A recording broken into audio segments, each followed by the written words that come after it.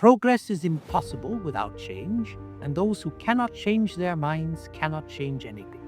Now, I have often been accused of throwing little bombs into the minds of people, the sort of devices that explode not with smoke or shrapnel, but with the sudden illumination of an inconvenient truth.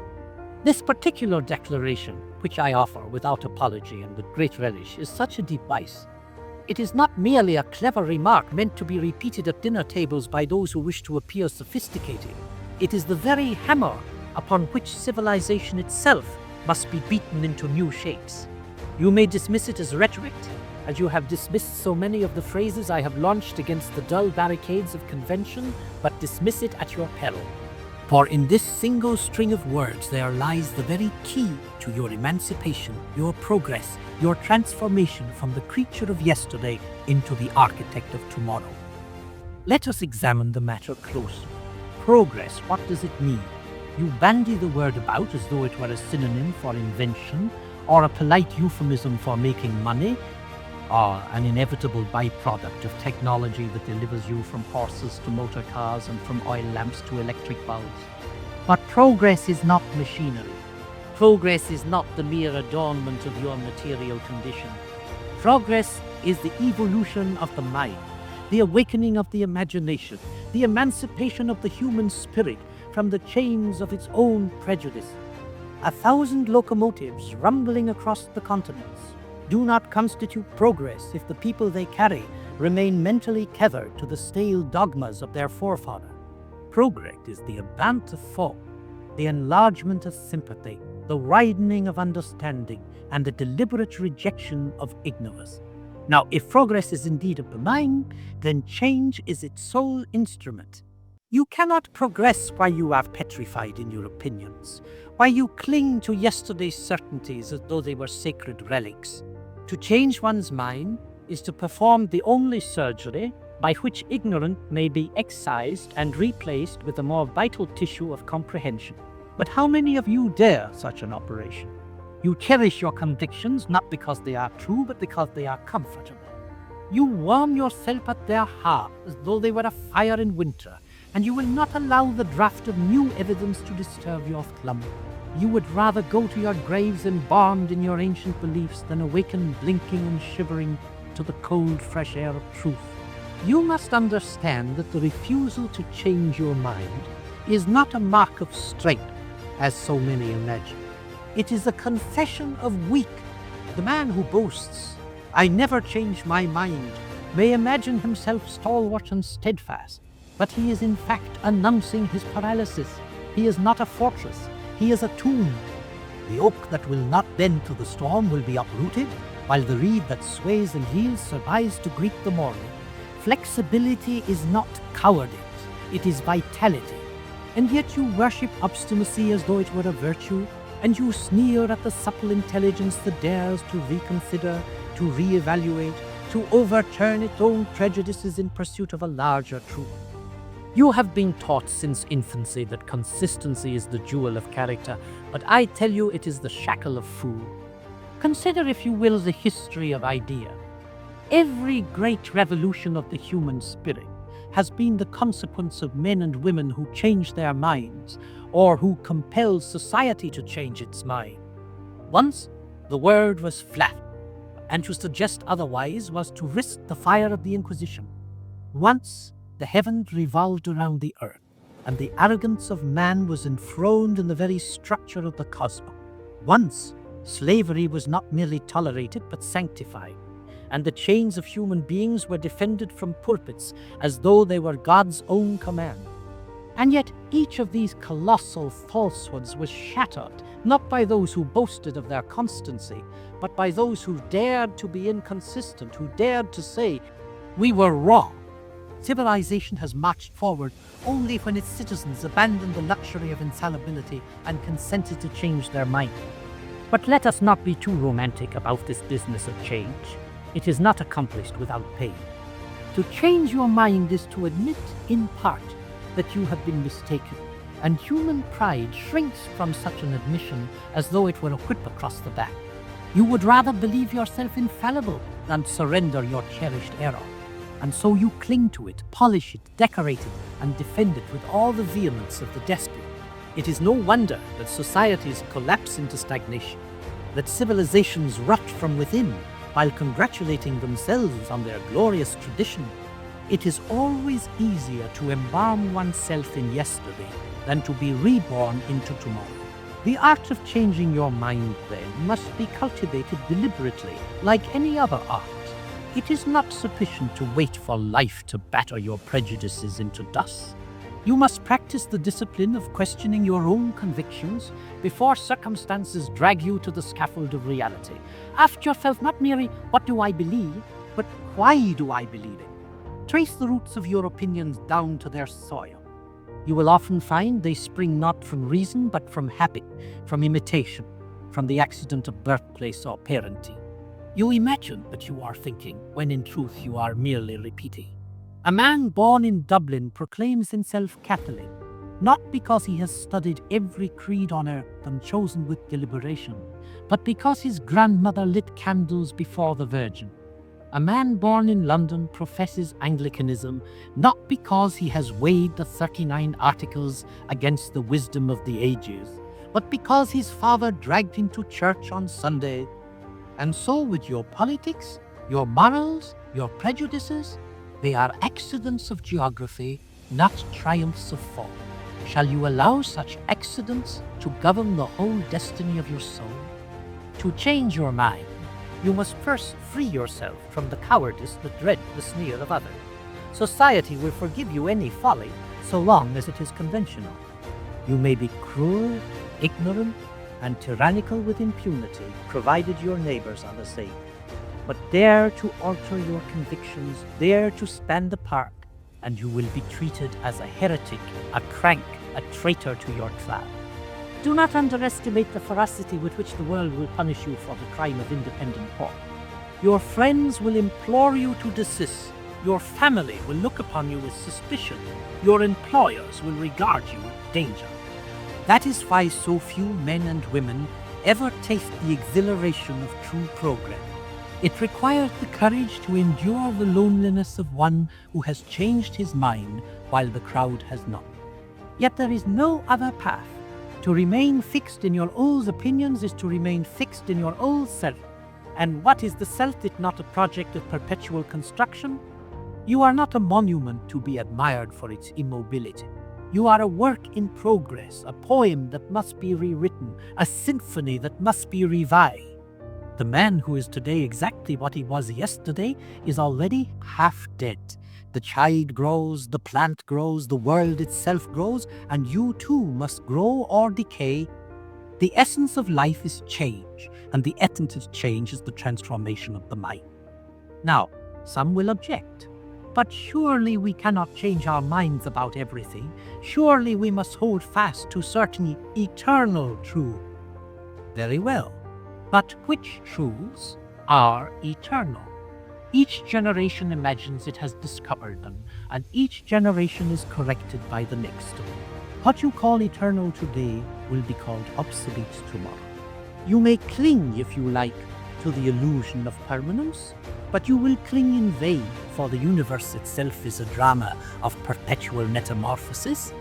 The stars explode, the continents drift, the species evolve, and you, a frail and temporary tenant of this whirling chaos, dare to imagine that your opinions are eternal? You are a bubble on the stream, and yet you boast of being granite. To change your mind is not to betray truth, it is to pursue it. Truth is not a fortress to be defended, but a horizon to be approached. The moment you sit upon your little island of conviction and declare, I have arrived, you have in fact abandoned the voyage. You have chosen comfort over discovery, safety over adventure, dogma over wisdom. Better by far to be forever at sea, changing course with the winds of evidence, than to anchor yourself in a stagnant harbor of self-satisfaction. For it is the sailor who changes his tack that reaches new lands, while the one who refuses to adjust his sail is dashed upon the rocks. And let me tell you, the refusal to change one's mind has consequences far beyond the private sphere. It is the very engine of war, oppression, and catastrophe. Nations go to war not because their leaders are wise, but because their leaders cannot change their mind. They cling to pride, to obsolete strategies, to illusions of grandeur, until their peoples are buried beneath the rubble of their obstinacy. Churches persecute, governments tyrannize, classes exploit, all because they cannot conceive of being mistaken. The tragedies of history are the epitaphs of conviction that refuse to be altered. I do not ask you, therefore, merely to change your mind in the privacy of your study, as though it were an exercise in intellectual gymnastics. I ask you to recognize that the salvation of the world depends upon it. Every reform, every liberation, every step forward in the long, tragic march of humanity has begun with the act of one person who dared to change his mind and then to persuade others to do likewise. If you would serve your species, begin with yourself. The first step, then, in mastering the art of changing your mind, is the recognition that you are not omniscient, and that to cling to your supposed omniscience is to strangle your growth at birth. Observe how the world treats the man who dares to say, "I was wrong." He is ridiculed, accused of inconsistency, denounced as untrustworthy. But mark this, the man who admits error is not confessing weakness, he is announcing strength. He is strong enough to prize truth above vanity, progress above pride. The man who never admits he was wrong, who never alters his conviction, is not strong but pathetic, locked in a dungeon of his own stubbornness.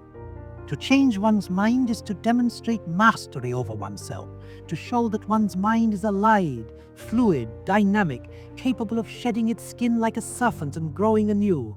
Why do you suppose youth is so full of energy, while old age so often sinks into bitterness? It is not merely that the body grows frail, it is that the mind of the old has too often calcified into rigidity. The young change their mind daily, sometimes recklessly, sometimes foolishly, but always with the delight of discovering new possibility. They are like rivers, never the same from one moment to the next.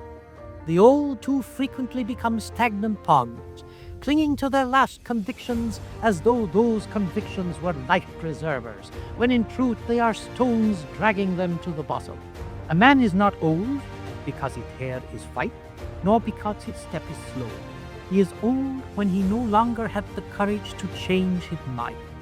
The fountain of youth is not some mythical elixir, it is the perpetual willingness to reimagine oneself, to discard yesterday's errors in favor of today's insight. And yet, even youth, with all its malleability, is often taught that changing one's mind is dishonorable. From the nursery to the lecture hall, the lesson is hammered into your skull. Be consistent, be steady, never contradict yourself. It is drilled into you that the highest virtue is to stand by your principles, as though principles were eternal, unchanging objects, not fragile hypotheses to be tested against reality. What are principles, after all, but conclusions drawn from the knowledge available at a given time? When knowledge expands, must not the principle expand with it? If a principle refuses to evolve, it is not noble but tyrannical, not steadfast but stagnant. I would rather be called inconsistent 1,000 times than be the prisoner of a principle that has outlived its truth. Now, I do not propose that you should change your mind at every passing fancy, like a weather vane that spins at the slightest breeze. That would be not progress, but chaos. To change one's mind artfully is to change it in response to reason, evidence, and the enlargement of vision. The art lies in distinguishing between the fickle impulse and the genuine growth of understanding. Do not mistake caprice for progress, nor fin for wisdom. The mind must be pliant, but not frivolous, adaptable, but not unmoved. To change for the sake of fashion is as contemptible as refusing to change for the sake of pride. The only sacred allegiance is to truth, and truth demands that you remain perpetually open, perpetually questioning, perpetually willing to discard yesterday's conclusion for today's revelation. Consider how many of your opinions are inherited rather than earned. You believe what your family believed, what your neighbors believed, what your nation believed, and you mistake this inheritance for conviction. To change your mind under such circumstances is not betrayal but liberation. You are not betraying your father by rejecting his prejudices. You are honoring him by becoming more than a mere echo of his ignorance. The son who repeats his father's errors is not loyal but stagnant. The true heir is the one who advances beyond the father, who carries the family name into new territories of understanding. Tradition, properly understood, is not the worship of ashes but the preservation of fire. To preserve the fire, you must feed it with new fuel, otherwise it dies. Surrender one belief, your entire identity will collapse like a house of cards. But is your identity so fragile that it cannot withstand revision? The truth is that you are already changing constantly, though you pretend otherwise. Your body alters with every breath. Your thoughts are never precisely the same from one moment to the next. Your memories themselves are fluid and shifting. You are not a fixed statue, but a river, always moving, always remaking itself. To change your mind consciously is only to align yourself with the truth of your own nature. You resist change only because you have been deceived into worshipping an illusion of permanence. Now consider the greatest obstacle to this art: fear. Fear of ridicule, fear of loneliness, fear of uncertainty. The man who changes his mind often finds himself in the wilderness, estranged from his former companion, mistrusted by new one. It is not an easy path. And yet, what is the alternative? To live forever in the prison of your old ideas, surrounded by the comfortable company of fellow prisoners. Better to wander in the wilderness as a free man than to rot in the dungeon of your own obstinacy. The wilderness, after all, is the place where new civilizations are born, where pioneers carve new paths, where the imagination is free to construct a future unshackled by the past. And what of the nations that worship their traditions as though they were divine tablets brought down from Sinai? They call it patriotism, I call it idolatry. The patriot who refuses to change his mind is not a lover of his country, but a jailer of its future. He binds it in chains of ancient prejudice and then congratulates himself on his loyalty. True love of country is the courage to transform it, to abandon what is rotten and cultivate what is living. The Roman Republic perished because it clung to its old forms when new realities demanded new institutions. The Ottoman Empire crumbled because it would not abandon its obsolete structure. And what of the nations alive today? They will survive only if they master the art of changing their minds collectively. If they abandon their outdated policies, their archaic moralities, their superstitions dressed up as eternal verity. Nations, like individuals, either grow or decay. They either change their minds or prepare for their own funeral. There is a curious paradox in human society. You celebrate inventors, reformers, visionaries, those who altered the course of history by daring to think differently, and yet you persecute those who in your own day attempt to do the same. You revere Galileo now, but you would have spat upon him in his own century. You admire abolitionists now, but you would have denounced them as fanatics in theirs. The very people you glorify posthumously are the ones you crucify while they live, because they had the audacity to change their mind and to demand that you change yours. Progress is purchased with the blood of heretics, and the heretic of one generation is the hero of the next. If you would save yourself the embarrassment of being posterity's laughingstock, cultivate now the art of changing your mind while the evidence is before you, rather than waiting to be dragged reluctantly into enlightenment by the march of time. Let me ask you, what are you so afraid of in changing your mind? You imagine that if you do not imagine, however, that the process of changing your mind is always dramatic, accompanied by thunderclaps and revelation. More often it is slow, subtle, almost imperceptible, like the growth of a tree. You may wake one morning and discover that the belief you held yesterday no longer fits you, like a garment that has grown too small. That is not inconsistency. It is maturation. You have outgrown the clothes of your old mind, and you must not shrink yourself to fit them. To cling to a belief that no longer serves you is as absurd as a grown man trying to squeeze himself into the trousers of his boyhood. You may object again, but how can I trust myself if I am always changing my mind? I answer, you cannot trust yourself unless you are willing to change your mind. The self that refuses change is not trustworthy. It is deluded, self-deceived, enslaved by yesterday's ignorance. Trust lies in the fidelity to truth, not in the fidelity to one's past error. To be true to yourself is not to be true to what you were, but to what you are becoming. The highest integrity is not consistency with your past, but consistency with reality as it unfolds before you. And so we arrive, after so long a meditation, at the inevitable reckoning. I began by declaring that progress is impossible without change, and that those who cannot change their minds cannot change anything.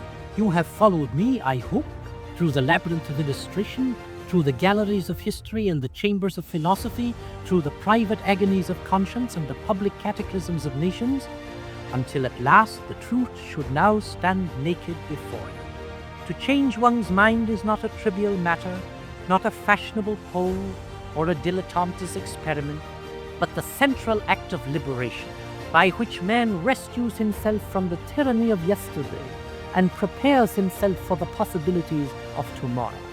You cannot cling forever to the husks of your former thoughts, for they will wither in your hands. The world itself conspires against your obstinacy. It shifts beneath your feet, it storms above your head, it revolts against your stubbornness, and if you will not change your mind willingly, it will change your circumstances ruthlessly until you are dragged into the future like a prisoner in chains. Far nobler is it to step forward voluntarily, to admit error without shame, to embrace the revision of your own convictions as the noblest duty. There is no disgrace in discarding an old thought when a truer one has come to light. The disgrace is in refusing to discard it. I tell you plainly, the man who changes his mind in pursuit of truth is a hero, and the man who refuses is a coward. The woman who transforms her conviction because conscience has demanded it is a pioneer, and the woman who clings to custom though her conscience bleed is the jailer of her own soul. Do not flatter yourself that you can serve progress while refusing change. Progress is not some external force that arrives like a train at a station while you wait complacently upon the platform. Progress is the very act of movement, the very willingness to abandon the station, to board the train, to embark for destinations you cannot yet imagine. If you would live rather than merely exist, if you would be a flame rather than a shadow, if you would stand in the company of those who have advanced the lot of humanity rather than those who have merely endured it, then practice daily the art of changing your mind. Do it with deliberation, with courage, with joy. Do it not reluctantly, like a slave dragged from his hovel, but eagerly, like a voyager who sights new land. Teach your children not to parrot your beliefs, but to transcend them. Teach your nations not to enshrine their traditions, but to surpass them.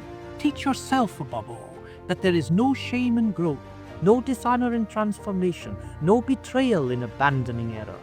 The hour is late, and the world is weary of your stubbornness. It cries out for men and women who will not merely repeat, but reinvent, who will not merely preserve, but progress, who will not merely exist in the echo of their ancestors, but who will dare to create a future worthy of humanity from it. Be among them. Do not content yourself with the tombstone epitaph, "He never changed his mind." Aspire rather to earn the living testimony, "He changed, and by changing he lived. She changed, and by changing she freed us all." For I remind you once more, without apology, without compromise, without retreat, that progress is impossible without change, and those who cannot change their minds cannot change anything. Let this not be a phrase that merely tickles your ear or embellishes your notebook. Let it be the hammer with which you smash the idols of your complacency, the torch with which you light the corridors of your ignorance, the trumpet with which you summon yourself to battle against your own cowardice. Change your mind, and you will change your life. Change your life, and you will change the world.